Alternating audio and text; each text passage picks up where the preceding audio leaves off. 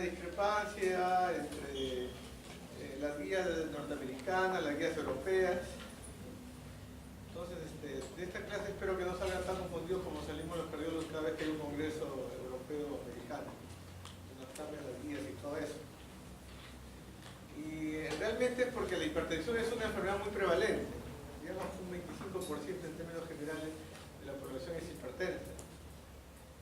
La otra característica de la hipertensión es que casi no da síntomas, a no ser que tengamos pues una emergencia hipertensiva, una crisis hipertensiva, ¿no? Por lo tanto, es difícil iniciar un tratamiento o hay que convencer al paciente de que debe recibir tratamiento si es que no tiene síntomas. Lo otro es que es un importante factor de riesgo cardiovascular, ya se deben haber visto, ¿no? Es causa o es un factor para tener infarto de miocardio, insuficiencia cardíaca, enfermedad cerebrovascular, enfermedad arterial periférica, etc. Fibrilación auricular. Por lo tanto, es un problema de salud pública. Y como vamos a ver ahora, hay varios grupos de medicamentos antihipertensivos. ¿Y por qué ocurre eso? Porque no hay una sola droga o un solo grupo terapéutico que realmente lidera y que diga este es el tratamiento para hipertensión arterial. Medicamentos que le caen bien a una persona, a otra persona le puede caer mal, y no hay nadie que les pueda decir que esta medicación es mejor que la otra, sino que probablemente el tratamiento tenga que ser individualizado y probablemente el tratamiento tiene que ser combinado, como vamos a ver. Entonces, esas son las características de la hipertensión. Si ustedes aprenden la farmacoterapia de la hipertensión arterial, tienen más o menos el 75% de toda la farmacología de cardiología. El día viernes mi grupo ahí en Rebañete va a presentar el seminario de lo que están rotando ahorita en cardiología y vamos a ampliar algo. Y vamos a empezar por escenarios clínicos, ¿no? Es un paciente que es un trabajador, se hace un chequeo y le sale colesterol alto, ¿no? Ya se va a dar cuenta que cuando a alguien le sale colesterol alto no lo envían al endocrinólogo, sino lo envían al cardiólogo. El cardiólogo le evalúa, tiene presión arterial 155 con el 25. Ya diríamos si es estadio 1, estadio 2, dependiendo si es americano, europeo, la guía del 2018, 2017, 2013, dependiendo. Pero es un hipertenso asintomático. El segundo caso es una diabética hipertensa, 66 años, tiene 15 años de diabetes e hipertensión, toma enalapril 10 cada 12 horas, no tiene, tiene cefalea, mareos, cansancio, digamos, y su presión es 200 con 100. Una presión arterial muy mal controlada en una persona con alto riesgo cardiovascular, porque es diabética. Tercer caso, otra señora añosa, hipertensa, diabética. Esta señora toma atenolol, que es un beta bloqueador, hidroclorotiazida, que es un diurético, lisinopril, es un inhibidor de la enzima convertidora de angiotensina, un GECA, y toma metformina para su diabetes, y toma ibuprofeno porque tiene osteoartritis. Y su presión es 175 con 100, ¿no? Sin embargo, como dice acá, niega molestia. Estas tres personas tienen presión alta, pero el aborde terapéutico es diferente, ¿no? Sus factores de riesgo, ¿no es cierto? Y el tratamiento que va a depender no solamente del numerito de la presión, sino va a depender de qué, del riesgo cardiovascular, y va a depender de qué otra enfermedad tiene, si es hipertiroidea, si es gotosa, si es diabética, si es coronaria, si tiene enfermedad arterial periférica, etcétera, etcétera. Y el caso 4 es un varón de 65 años, hipertenso, fumador, ¿no es cierto?, que va a emergencia porque tiene un dolor de pecho intenso, ¿no? Un dolor lancinante, ¿no?, que va de ¿dónde? Del precordio hacia la espalda. Presión 200 con 100, ¿no? Y como ven acá, ¿no?, hay un pulso braquial izquierdo ausente.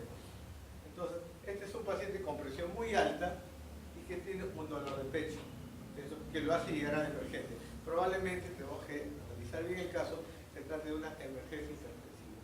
En este caso, el hecho que tenga un déficit de pulso a nivel de un brazo nos hace ver que probablemente tenga una disección de aorta.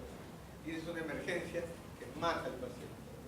Cuando veamos en práctica dolores de pecho, nos vamos a dar cuenta, ¿no?, que hay 4 o 5 causas de dolor de pecho que lo van a matar al paciente en las próximas horas. Y eso usted tiene que saber, que el paciente no tiene eso. gástrica, reflujo gastroesofágico, tiene derrame pleural, tiene herpes zóster, lo que sea que causa dolor de pecho, no se va a morir de eso. Pero si tiene infarto de miocardio, si tiene disección de aorta, si tiene neumotórax, si tiene tromboembolia pulmonar, sí se puede morir ese día. Entonces, en este caso es una emergencia hipertensiva con disección de aorta. La próxima semana, si revisan su sílabus, a mí me toca la clase de enfermedad del pericardio y enfermedad de aorta el día martes. Hemos cambiado con el doctor Miguel Reyes para el día miércoles. Ese día si va a demorar 2 o 3 horas, pues la clase de enfermedad de aorta es bastante grande, ¿no? Es bastante interesante. Bueno, entonces, eso es más o menos para ver el contexto, cómo vamos a iniciar tratamiento. Obviamente en una emergencia hipertensiva vamos a iniciar drogas antihipertensivas de manera endovenosa. Y esta es toda una serie de creencias o mitos con las que nosotros peleamos, ¿no es cierto?, con el paciente y con las mismas creencias, ¿no es cierto?, para darle tratamiento al paciente, ¿no es cierto? Yo tengo hipertensión arterial emotiva. Todos tenemos hipertensión emotiva. Si ahorita hay un terremoto, a todos nos va a subir la presión. Como mi presión es 11,7, seguramente subirá a 13, 14 nada más, pero el que ya tiene 130,70 le subirá a 15 o a 16. Eso es normal. Cualquier emoción fuerte, cualquier estrés, ya sea físico o estrés emocional, va a liberar ¿qué cosa? Catecolamina. Cualquier dolor de moderada a severa intensidad va a liberar ¿qué? Catecolamina. Y eso va a ser elevación de la presión. Esto es algo normal fisiológico, solamente que en el hipertenso la respuesta es exagerada. Me duele la cabeza porque tengo la presión alta. Generalmente es mentira eso, generalmente es al revés. Le duele la cabeza y le sube la presión. O sea, en realidad, lo verdadero es, tengo la presión alta porque me duele la cabeza. Entonces la persona se pelea con el vecino, o se choca, ¿no? O se entera que su hijo que estudia en Ricardo Palma lo han jalado de ciclo, que tiene que repetir un año, ¿no es cierto? Entonces se estresa y le comienza a doler la cabeza. Y como le duele la cabeza, se libera catecolamina y la presión sube. Va donde el médico, le toma la presión y dice, usted tiene 150,80. Eso no es verdad. Por eso ya deben haber visto la clase anterior que una de las maneras para diagnosticar hipertensión es que el paciente, la manera correcta es que el paciente esté sin estrés, que no haya comido, que no haya fumado, que esté sentado en reposo, que haya estado unos 15-20 minutos, ¿no?, sin ningún estrés, sentado, para que recién le puedas tomar la presión. Por lo tanto, la mayoría de veces el síntoma que tiene el paciente, que es un dolor, es el que hace que la presión suba. Pero eso no quiere decir que sea la presión, sea la causa de ese dolor de cabeza. Mi presión es 110, cuando tengo 130,80 me duele la cabeza y la presión la tengo alta. Entonces, hay personas que tienen así como una especie de termostato, pero de la presión, ¿no? Entonces, hay personas que si se toman la presión, ya comienzan a sentir algo y dicen, ya ahorita mi presión debe estar en 130,80. Y si le duele más la cabeza, 150,80. Y si no me creen, pregúntenle a sus padres, sus tíos, sus abuelos, todo eso, y les van a decir eso. Entonces ellos ya saben, entonces, se estresa, cualquier cosa, le duele la cabeza, ya me subió la presión, ¿no? Y van rapidito que le tomen la presión y, oh, eureka, la presión está alta, ya, soy hipertenso. No es así. Y el personaje dice, sí doctor, le aseguro que mi presión debe estar 130, 140, 150, 180. Ya sabe, acá lo tiene su. Ya uno ni necesita tomar la presión, porque ya sabe cuál es su presión. Son creencias. No me quiero acostumbrar a las pastillas.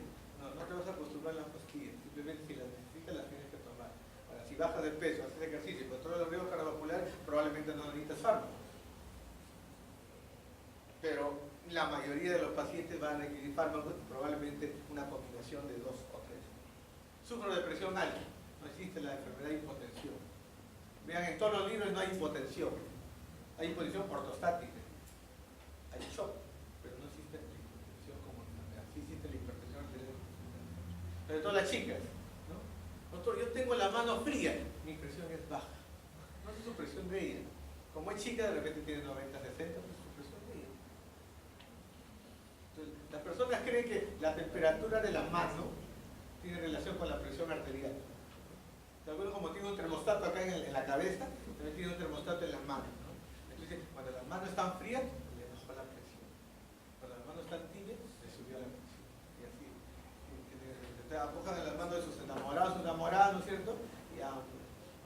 nada que ver. Puede tener mano fría con la presión alta, puede tener mano caliente con la presión baja. Si no me cree, hable con sus abuelos, sus tíos, sus padrinos, con sus suegros, etcétera, etcétera. Bueno, la hipertensión arterial, en todos los países en términos generales, cuando no hay una buena política de salud pública, solamente la mitad de los pacientes se reconoce que son hipertensos. La otra mitad están caminando por ahí y no saben que son hipertensos. O sea, solamente se identifica a la mitad de los hipertensos cuando no hay una buena política de salud. De esa mitad que tú los identificas porque van al médico, van a un programa de salud y se detectan, ¿no es cierto? Solamente la mitad, o sea, ya sería el 25%, reciben tratamiento. El otro 25%, como no tiene síntomas, no reciben tratamiento. Y de esos que reciben tratamiento, solamente la mitad, yo no voy a dar esto, así que no tiene que ser, la mitad realmente cumple las metas, ¿no? de bajar la presión a los niveles que se requieren. O sea, al final solamente el 12.5% de los pacientes, ¿no? cumplen las metas. Y más o menos pues en Estados Unidos se dieron cuenta de eso. Antes de los 80 el 10% controlaba la presión, solo el 10% de los hipertensos norteamericanos cumplían las metas.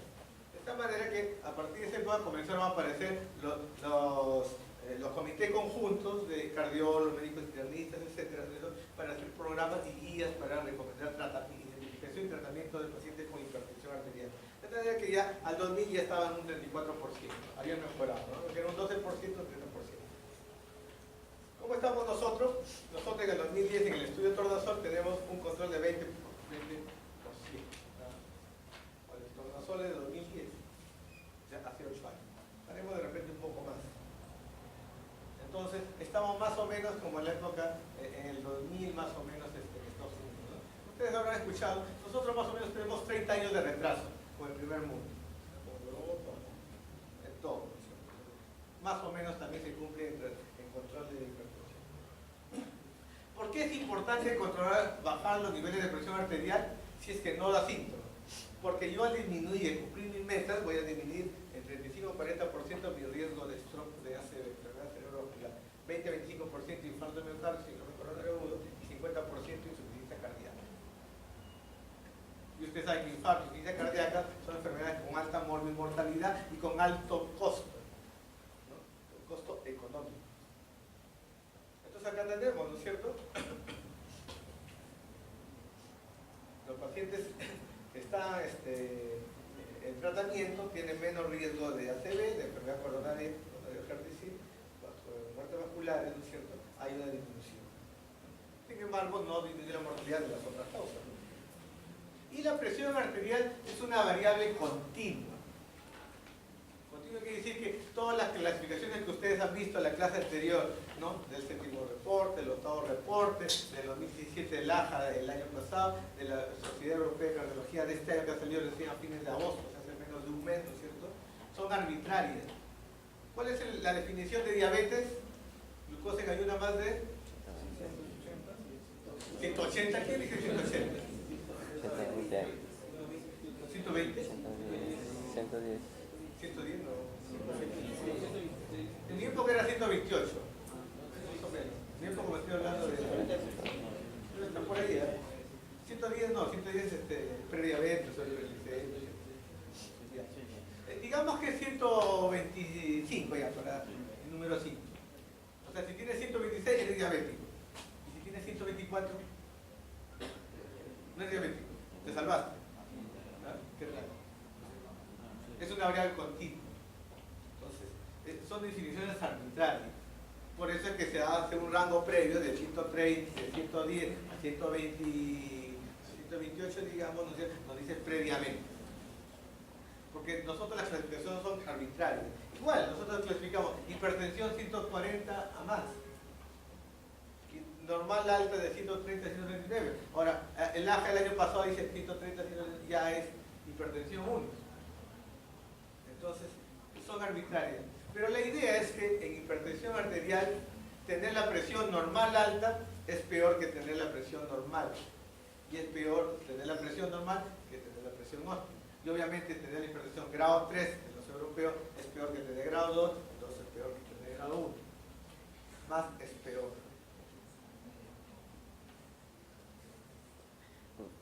la pregunta. Entonces tengo que bajar la presión a menos de 110, 120, ya lo vamos a ver.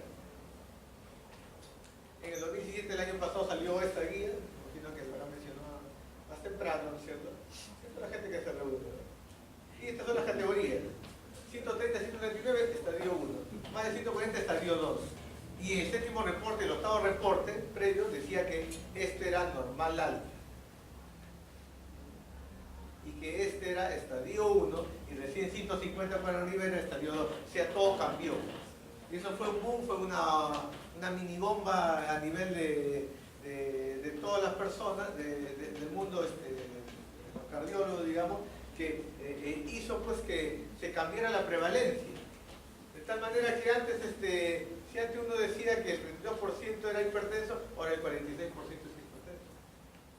Si uno decía que de 20 a 44, como el anterior, el séptimo reporte era un hipertenso 11%, ahora es 30% en varones. Y dice que a partir del año pasado, un montón de personas que dicen, tengo mi presión normal alta, estoy bien, ¿no? Y ahora es hipertenso.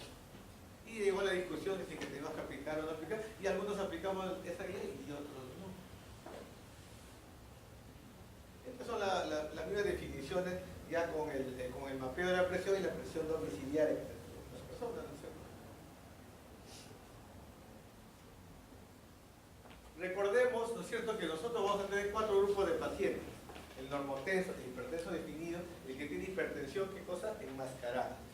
¿Cuál es la hipertensión enmascarada? La hipertensión enmascarada es el paciente que llega a la consulta, te ve la cara, te ve agradable, te ve un buen médico y la presión le baja. Pero en la casa, en su trabajo, en la casa está la mujer, están los hijos, en el trabajo está el jefe, ¿no? Ahí está con la presión alta. ¿Es hipertenso o no es hipertenso? Es hipertensión enmascarada, hipertensión enmascarada central.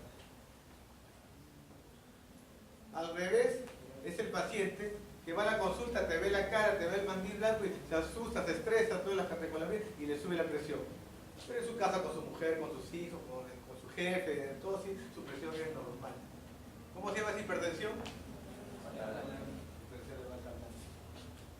Generalmente esa hipertensión no se trata, pero, ojo, ser hipertenso de bata blanca es peor que ser normotenso, aunque no sea hipertenso.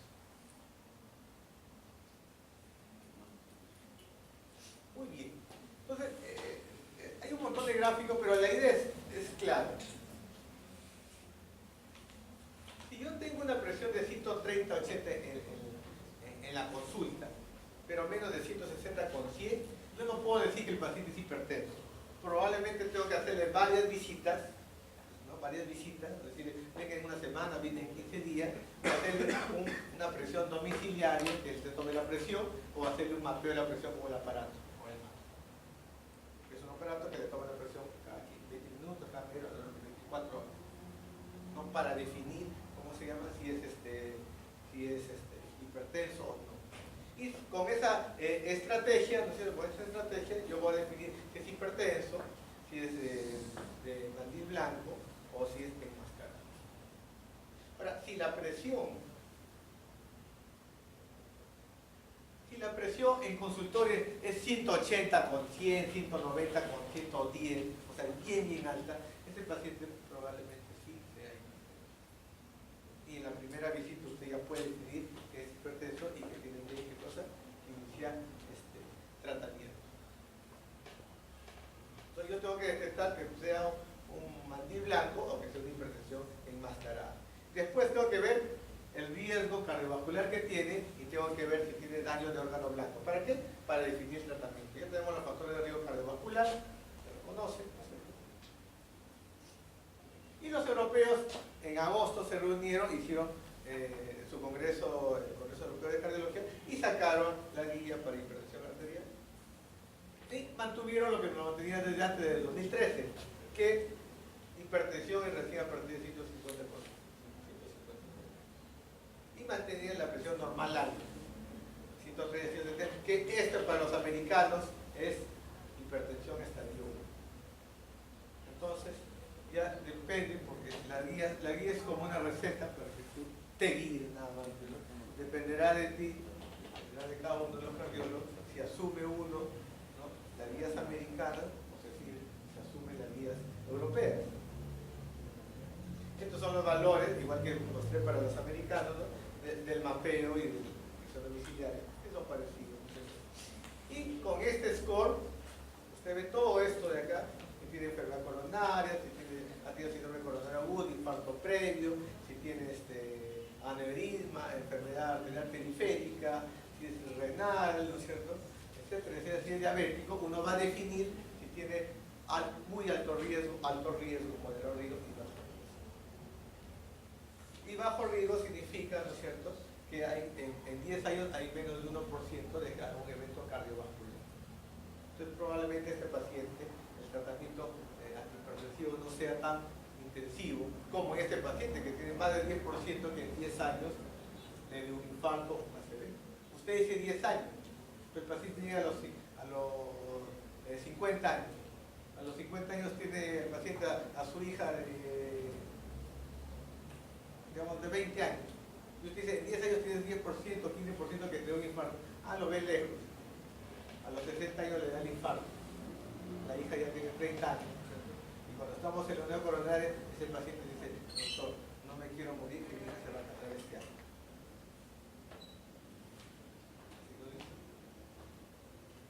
Entonces, hay que educar al paciente. No que a 10 años, bueno, a los 10 años llega. Es como cuando trasplantamos a un paciente cardíaco, hacemos un trasplante cardíaco. ¿Cuánto vive un paciente con trasplante cardíaco? 15 años, se me acuerdo, 15, 18 años. El paciente se está muriendo, no puede vivir. Parinchado, hemortomía. Tú le dices, trasplante cardíaco, lo acepta, obviamente, dice. Una vez que llega a los 15 años, ya colapsa, ya hay rechazo, etcétera, etcétera. El paciente pide 15 años. Porque nadie te dice, doctor, usted me dio 15 años, suficiente, ya los pacientes tienen, no, nadie va a hacer nada, ¿no? Ni que estuviera deprimido, ¿no? A los 15 años te piden 15 años más. Lo que pasa es que no es como el riñón, ya no podemos tratar. Obviamente que el futuro se mejore eso, esas estadísticas. Entonces tenemos que hablar bien del riesgo a futuro. ¿Por qué? Porque la hipertensión no da síntomas.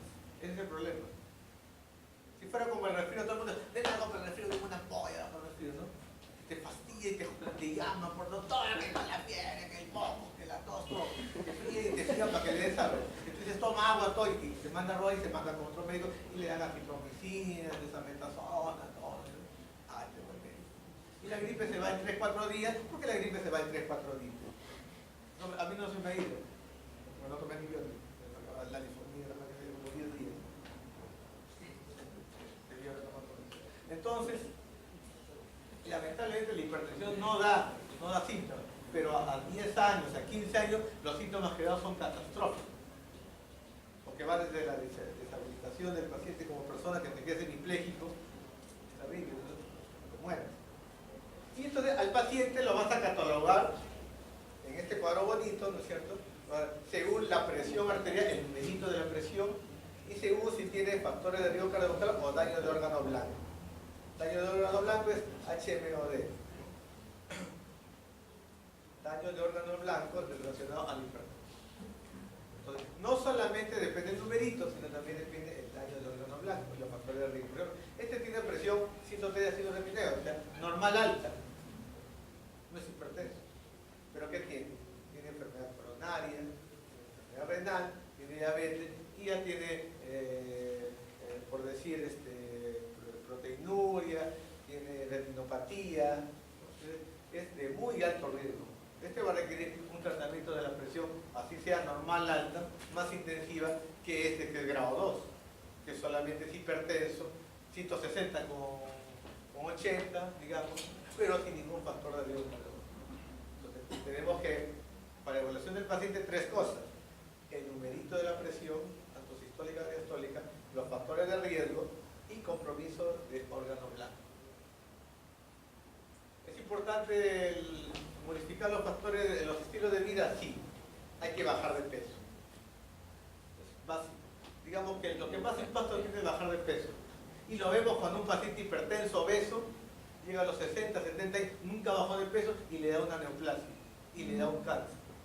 Y se comienza a consumir por el cáncer. y rápidamente tenemos que quitar la medicación antihipertensiva porque la presión se le va abajo. Simplemente ya tengo que quitar la presión y se va a morir el cáncer. Ya no necesita la pastilla para la presión. ¿Por qué? Porque bajó de peso. Y a cada rato llega un paciente oncológico a nuestra consulta que ya nosotros tenemos que suspender la medicación, ¿no es cierto? Y ya la naturaleza hizo el trabajo de bajar el peso. Porque es difícil, nosotros modificamos el estilo de vida. La dieta la dieta de vegetales, digamos. Hay que quitar las grasas, pero hay que quitar los carbohidratos. Ahora se hace mucho hincapié, ¿qué cosa? En quitar los carbohidratos. En mi época, cuando yo era niño, estamos hablando de la década de los 80, ¿no? Cuando yo era niño, ¿qué estaba de moda? Uno decía primero la fórmula, no como era la clase más exclusiva, la fórmula es el que hacía todos sus días, mi generación. ¿Qué decía? Decía la mantequilla, no de la vaca, no. Tiene que ser margarina, mantequilla vegetal. Y con eso ya no es tanto, ¿no? Y ahora está proscrita. ¿Por qué? Porque tiene que grasas que saturadas. Entonces, cambian los conceptos. Y ahora dice la grasa, bueno, sí, la grasa, pero los carbohidratos. Porque al final los carbohidratos se transforman en grasa. Nosotros no somos plantas, no almacenamos almidón. ¿Nosotros qué almacenamos? Grasa. Algo de glucógeno. ¿Qué? Grasa. Los carbohidratos. La actividad física, ¿no es cierto? Y acá como le dije, lo que más mejora la presión es reducción de peso. Consumo de alcohol no está proscrito el alcohol, lo que sea limitado, ¿no es cierto? Cuando uno se embriaga, sí, un consumo excesivo de alcohol, sí, incrementa la presión, incrementa el riesgo de fibrilación auricular. Este es lo objetivo. ¿Cuáles son los grupos antihipertensivos? Vamos de frente a la terapia. Los diuréticos, tenemos tiazidas, teasa como furosemida, aurodel, potasio como esteroides. ¿Cuáles son los más potentes? La furosemida, la furosemida. Pero generalmente eso lo damos por insuficiencia cardíaca. Cuando ven insuficiencia cardíaca van a ver, porque son bastante diuréticos. Porque está en el asa del gen. Si ustedes recuerdan algo de fisiología, el asa del gen está en la médula y está el mecanismo de concentración de la orina. En cambio, la hidroclorotiazida está en el túbulo controlado por cristal. O sea, quiere decir que su efecto diurético es menor. Pero tiene un efecto más largo y generalmente utilizamos combinaciones antihipertensivas con tiazidas. Lo otro es los calcioantagonistas, que bloquean los canales de calcio y producen un efecto vasodilatador. Los calcioantagonistas son de dos tipos. Los que terminan en pino, ni fidipino, nodipino, ni nandipino, ni cardipino, ni modipino, etc. Y los que no terminan en pino, que son diltiazida y verapamilo. Esos son los no dihidropiridínicos. ¿Cuál es la característica de diltiazida y verapamilo, de los no dihidropiridínicos? Que son cronotropos negativos, o sea, bajan la frecuencia cardíaca. Por lo tanto, si yo quiero combinarlo, no lo debo combinar con beta bloqueador, porque el beta bloqueador también baja la frecuencia cardíaca. Y si le doy atenolol más verapamilo, le puedo bajar la frecuencia cardíaca mucho, le bajo la presión, pero le bajo la frecuencia cardíaca, entonces se puede terminar en un síncope, con un traumatismo encefalocraniano, necesidad de marcapac, etc. Puede morir. Es una combinación que no se debe hacer. No dihidropiridínico, verapamilo con beta bloqueador. Otro grupo son los beta bloqueadores, son todos los que terminan en ol. Atenolol, propanolol, bisoprolol, carvedilol, propanolol, etc. Esto lo van a ver también en insuficiencia cardíaca. Y después tenemos las drogas que inhiben el sistema, renina, angiotensina, aldosterona, que son drogas neuromorales, drogas humorales. Son los PRI, que es sencillo, porque todos terminan en los PRI. Enalapril, captopril, brandolapril, sinopril, ramipril, cualquier PRI es un tiempo. Y los sartanes. Los sartanes, bisartán, etcétera, los sartanes, que son antagonistas receptores de la proteína 2. ¿Queda claro? Más atrás quedan los alfa-antagonistas, prazosinos, asocinas, trazosinas, ¿no? Que lo utilizan mucho los urólogos. Usted pregúntele a sus abuelitos, ¿no es cierto? Que no pueden orinar bien, el chorro es muy cortito, muy chiquito, entonces le dan terazosina, dosalocina. ¿Para qué? Como es un alfa-antagonista, ¿no?